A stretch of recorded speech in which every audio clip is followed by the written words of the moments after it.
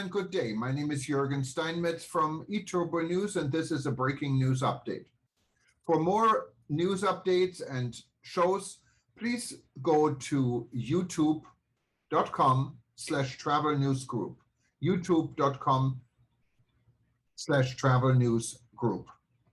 Here's our update. African Tourism Board One Africa now has open ears at East African Community. East African Community member states are now working together to market tourism as a bloc through the just-launched annual regional tourism exhibition, aiming to raise the number of tourists visiting the region after COVID-19 pandemic devastation.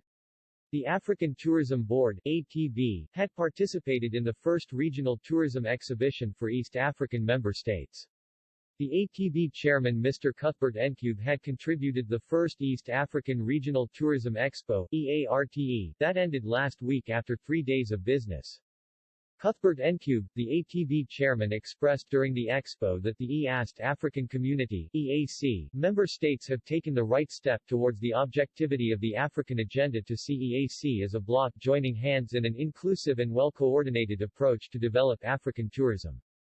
The East African Community (EAC) is a regional intergovernmental organization of 6 partner states, the republics of Burundi, Kenya, Rwanda, South Sudan, the United Republic of Tanzania, and the Republic of Uganda, with its headquarters in Arusha, Tanzania.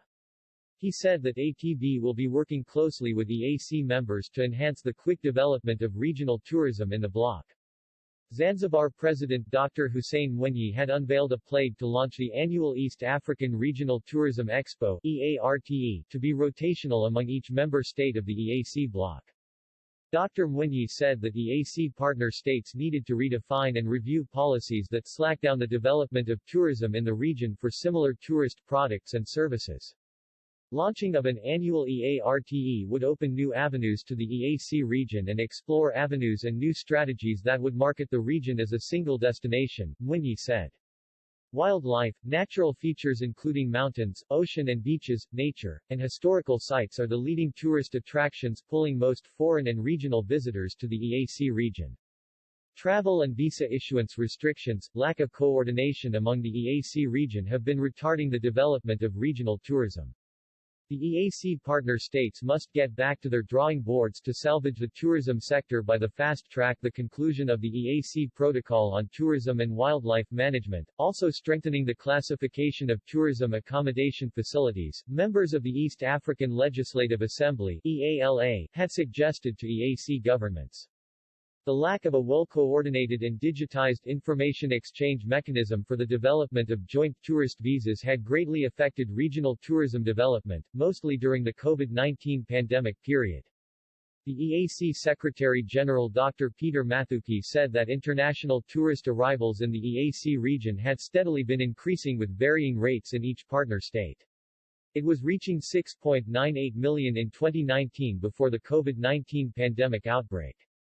The number of tourists arriving in the EAC region had dropped by about 67.7% last year 2020 to about 2.25 million international tourists, losing US $4.8 billion from tourist revenues.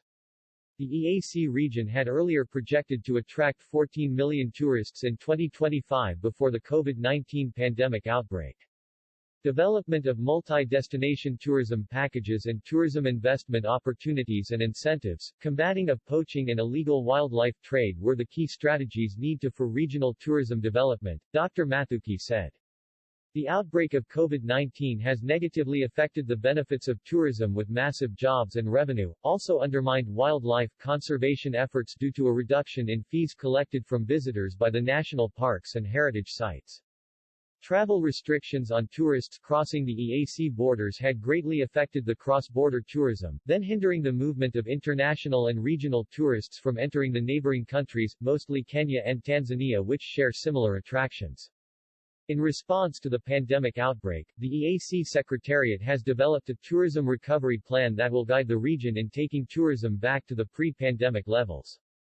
East African member states share tourism and wildlife as common resources through the cross-border movements of wildlife, tourists, tour operators, airlines, and hotel owners.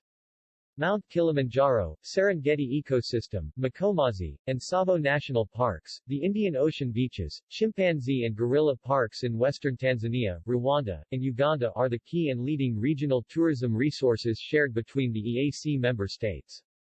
The EAC Council of Tourism and Wildlife Ministers have endorsed on July 15 this year, an EAC Regional Tourism Expo EARTE, to be hosted by partner states on a rotational basis. Tanzania was selected to host the first EARTE with a theme of promotion of resilient tourism for inclusive socio-economic development. The expo closed early last week.